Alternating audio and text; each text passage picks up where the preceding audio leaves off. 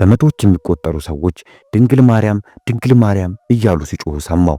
አንዳንዶች በጉልበታቸው ወድቀው ያለቅሳሉ፣ ሌሎች ፎቶ ያነሳሉ። በዚህች ምሽት ለማመን የሚከብድ ነገር ሊከሰት እንደሆነ ማንም አላወቀም። እነዚህ ያዩት ነገር ዓለምን ያስደነቀ ነገር ነበር። ይህን ታምር ካዩ በኋላ ሳይንስ በምንም መንገድ ሊያስረዳው ሊገልጸው አይችልም በማለት ተናግረዋል። እስቲ ያስቡት፣ በ1968 በካይሮ ግብጽ ሁለት ሰዎች በጎዳና ሲጓዙ ድንገት በአንድ ትንሽ ቤተክርስቲያን ላይ ሰማያዊ ብርሃን እንደ ኮከብ ሲያበራ ያሉ። እነዚህ ያዩት ነገር ዓለምን ያስደነቀ ነገር ነበር። በጊዜው በሺህ የሚቆጠሩ ሰዎች፣ እስላሞች፣ ክርስቲያኖች፣ ጋዜጠኞችና የመንግስት ባለስልጣናት አንድ ከቃላት በላይ የሆነ ነገርን ያያሉ።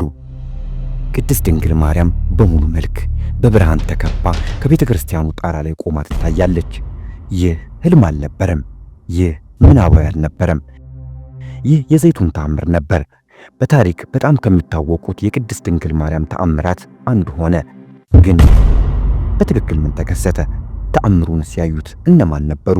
እና ለምን በግብጽ ታየች የሚለውን በሚኖረን ቆይታ እንመለከታለን። ከኔ ጋር ይቆዩ። ምክንያቱም ዛሬ ተአምሩ ዓለምን ያስደነገጠው የቅድስት ድንግል ማርያምን በዘይቱን የታየችበትን አስደናቂ ክስተት እንመረምራለን። ይህ ማስያስ ቲዩብ ነው። ቪዲዮ ብዙ ሰው ጋር እንዲደርስ ሼርና ላይክ ያድርጉ። ሁሉ የጀመረበት ሌሊት፣ ጊዜው ማታ ነው። መጋቢት 2 1968 ዓመተ ምህረት ካይሮ እንደ ማንኛውም ምሽት እንቅስቃሴዋን እያደረገች ትገኛለች። ይቺ ምሽት ግን እንደ ሌሎቹ ምሽቶች አልነበረችም። በዚህች ምሽት ለማመን የሚከብድ ነገር ሊከሰት እንደሆነ ማንም አላወቀም። ዓለምን የሚያስደነግጥ የተፈጥሮን ሕግም የሚሽር ነገር ተከሰተ። በዚህች ምሽት ሰማይ ሊከፈት መሆኑን ገና ማንም አላወቀም። ይህን ክስተት ዘ ዋሽንግተን ፖስትና ታይም ማጋዚን ሳይቀሩ ዘግበውታል። ለመግቢያ ይህን ካልን ወደ ነገሩ እንግባ። መጋቢት 1968 ዓመተ ምህረት ልክ ከምሽቱ 2 ሰዓት ተኩል ሲሆን ሁለት ሙስሊም የባስ መካኒኮች በቅድስት ድንግል ማርያም ቤተክርስቲያን ዘይቱን አጠገብ ሲሰሩ አምሽተው ድንገት አንድ አስደናቂ ነገር ያሉ። በዘይቱን በድንግል ማርያም በተሰየመው የቤተክርስቲያን ጉልላት ላይ በሰማያዊ ብርሃን የተከበበ ደማቅ ነጭ ልብስ የለበሰች ሴት ያሉ።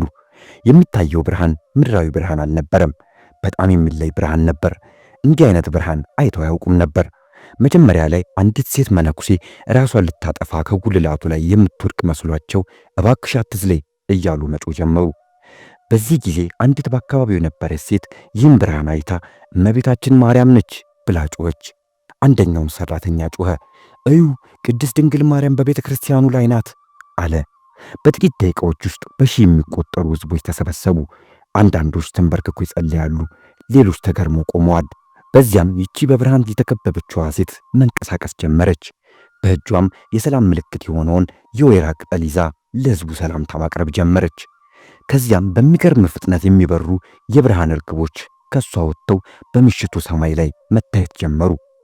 ከራሱ ከመቤታችን የሚወጣው ብርሃን ራሱ እጅግ ደማቅ ነበር። ይህን ድንቅ ታምር ለማየት በየቀኑ ቢያንስ 250 ሺህ የሚሆኑ ሰዎች ያዩት ነበር። በዚህም ምክንያት የግብጽ መንግስት ብቻ ሳይሆን ዓለም አቀፍ ጋዜጦችና መጽሔቶች ሳይቀሩ ጉዳዩን ዘግበውት ነበር። በአጠቃላይ ይህን ክስተት በሚሊዮን የሚቆጠሩ ሰዎች አይተውታል። ተአምሩ አሁንም አልቆመም። እመቤታችን ቅድስት ድንግል ማርያም ለ3 ተከታታይ ዓመታት በመቶዎች የሚቆጠሩ ጊዜያት ታይታለች። አንዳንዴ ለደቂቃዎች፣ አንዳንዴ ለሰዓታት፣ አንዳንዴም ለሳምንታት ትታያለች። በዚሁ አጋጣሚ እመቤታችን ድንግል ማርያምን ክርስቲያኖችና ሙስሊሞች በአንድነት አይተዋታል። እንዲሁም ነገሩን በፎቶ ለመያዝ የመጡ ፎቶግራፈሮችና ጋዜጠኞች በግልጽ አይተዋታል። የሕክምና ባለሙያዎች በዘይቱን የታየው ምናባዊ ነገር ሳይሆን በሳይንስ ሊብራራ የማይችል ተአምር እንደሆነ አረጋግጠዋል።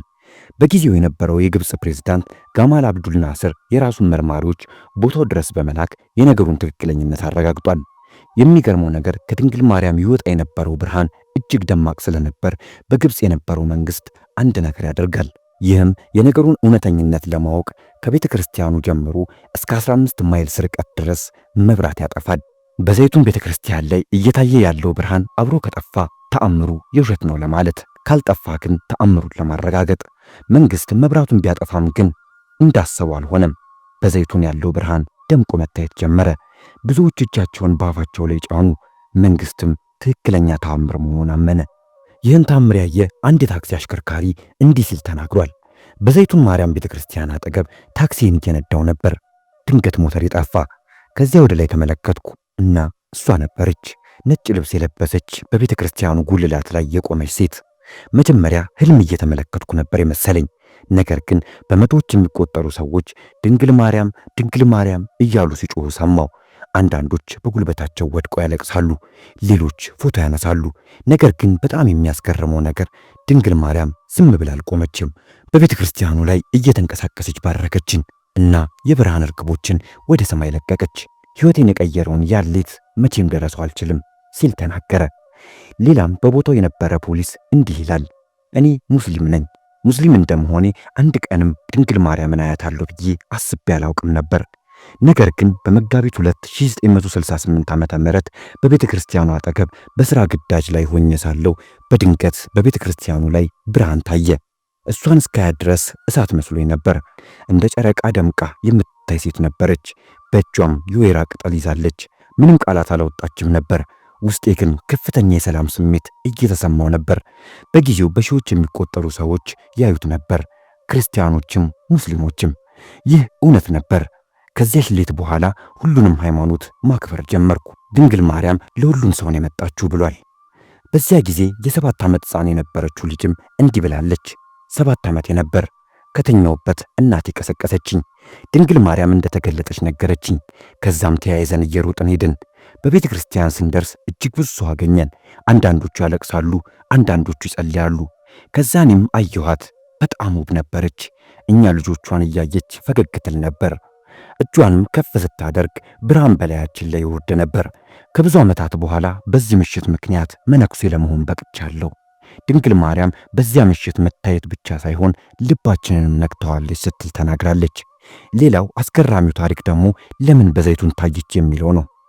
መጽሐፍ ቅዱስ ላይ ተጽፎ እንደምናገኘው ንጉሥ ሄሮድስ በገሊላ የነበሩ ሕፃናትን ሲያስገድል እመቤታችን ልጇን ይዛ ወደ ግብፅ ሀገር ሄዳ ነበር። አንዳንዶች በመጽሐፍ ቅዱስ ያለውን ታሪክ በማንሳት እመቤታችን ቅድስት ድንግል ማርያም ከንጉሥ ሄሮድስ ለመሸሽ ወደ ግብፅ ስትመጣ ይህን ቦታ ረግጣለች ሲሉ፣ ሌሎች ደግሞ ቅድስት ድንግል ማርያም በዘይቱን የታየችው የሰዎችን እምነት ለማጠንከር ነው ብለው ይሞግታሉ። ምንም ሆነ ምን ግን ይህ የ21ኛው ክፍለ ዘመን ትልቁ ተአምር ነው።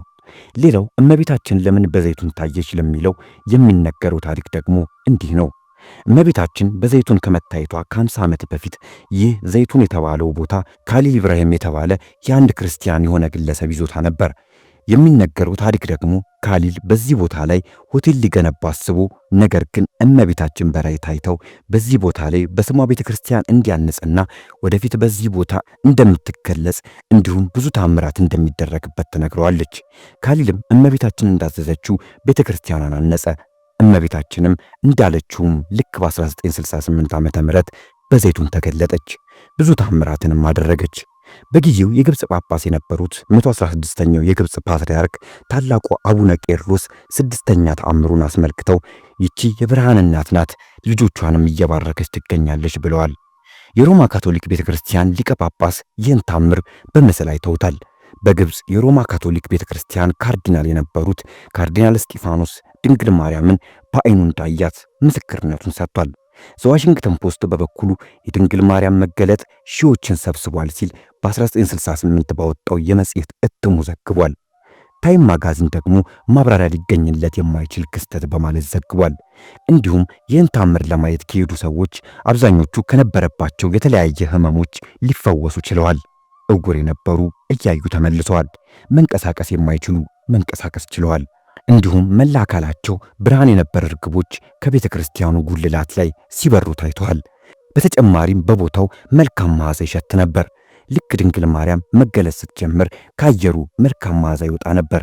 ዶክተር ኬሪ መሐመድ የሚባል አንድ ሰው የእመቤታችንን መገለጥ ካዩ ሰዎች መካከል አንዱ ነው።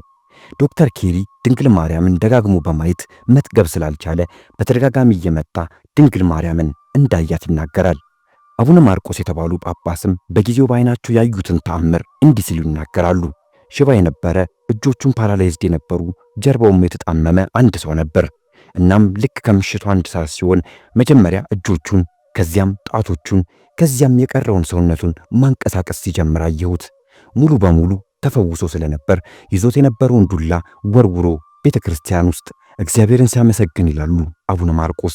ስኬፕቲክስ ወይም ተጠራጣሪ የሚባሉ ሰዎች ራሱ ይህን ታምር ካዩ በኋላ ሳይንስ በምንም መንገድ ሊያስረዳው ሊገልጸው አይችልም በማለት ተናግረዋል።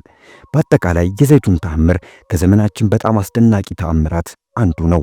አማኞች፣ ሳይንቲስቶች እንዲሁም በቦታው የነበሩ ሌሎች ሰዎች በዚህ ይስማማሉ። አንድ አስደናቂ ነገር በዚያን ጊዜ ተከስቷል። ሰማይ ምድርን ነክቷል። የዘይቱን ቤተክርስቲያን ዛሬም ጎብኚዎችን መሳቡን ቀጥሏል። እርሶስ ምን ይመስላችኋል? ከዚህ በፊት እንዲህ ያለ ተአምር አይተዋል? በኮሜንት ሴክሽን ላይ ያስቀምጡልን። ይህ ታሪክ ከደነቃችሁ ላይክ እና ሰብስክራይብ ያድርጉ።